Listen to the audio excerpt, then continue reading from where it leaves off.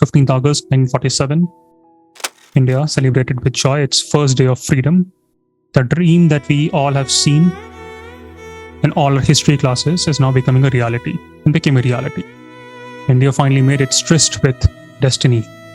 Our first Prime Minister Jawaharlal Nehru declared that the achievement we celebrate today on this day is an opening of an opportunity to greater triumphs, victories that awaits us.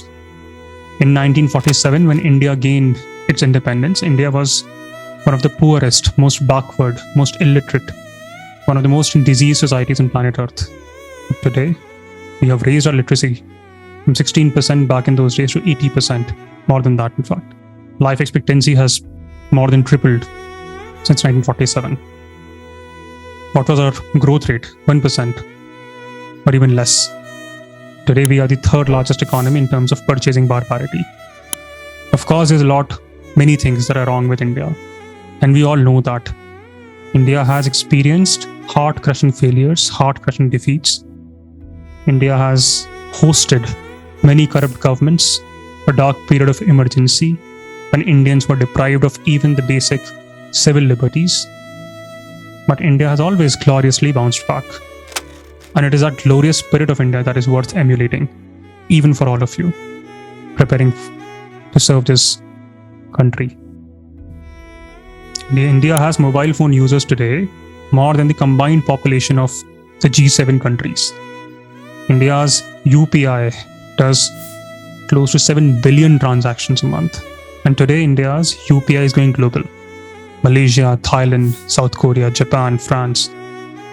Indian government has signed MOUs with more than 13 countries in that effort. The largest smartphone factory in the world is no longer in China or South Korea or Japan.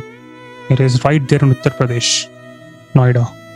Of course, we have few morally corrupt officers, politicians, businessmen.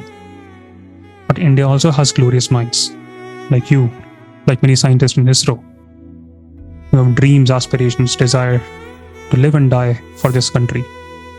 So when McKinsey CEO says that it is going to be India's century, he is not kidding. Forget about the decade. It has to be India's century. So much of potential in this nation. One of the youngest countries. Of course, the dream of United India was shattered. But the values and the ethos that India grew up is what makes India remarkable. India's freedom struggle did not just overthrow the colonial rule. It also showed us that the vision of free India. What would that vision be like?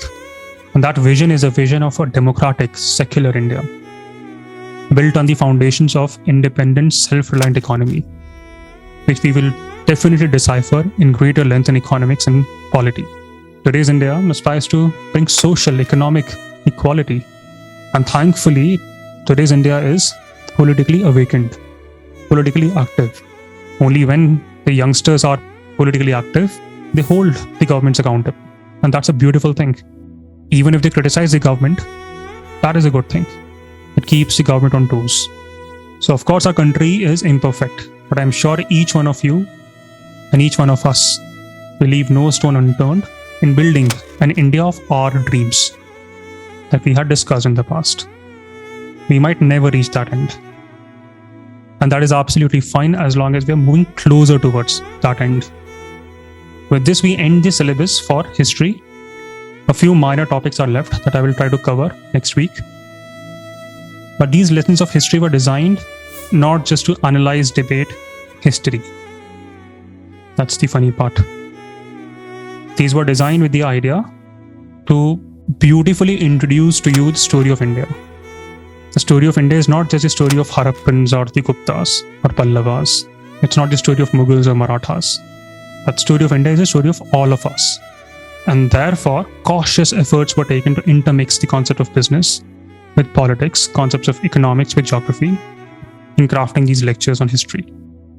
All of your peers will study history, but none of them will appreciate it the way you will. You will have much more appreciation, much more second-order thinking approach whenever you are analyzing whatever you are reading, not just history, but anything. As an instructor, my goal was never to teach you history in 50 lectures. No one can teach you history in those 50 lectures, or even 500 lectures. or 5 million lectures. That should never be the goal of an instructor. The goal of an instructor is to just impart curiosity, values, impart the skill sets that can then be leveraged by all of you to learn things on your own. That's the hardest part. That was my goal. And I'm fairly certain, to all those who will watch the recordings also, that this introduction to history is perhaps the best introduction anyone can ever have who is preparing, who wants to snatch a good rank for UPSC examination, because we didn't just confine to history. From psychology to many other aspects were discussed.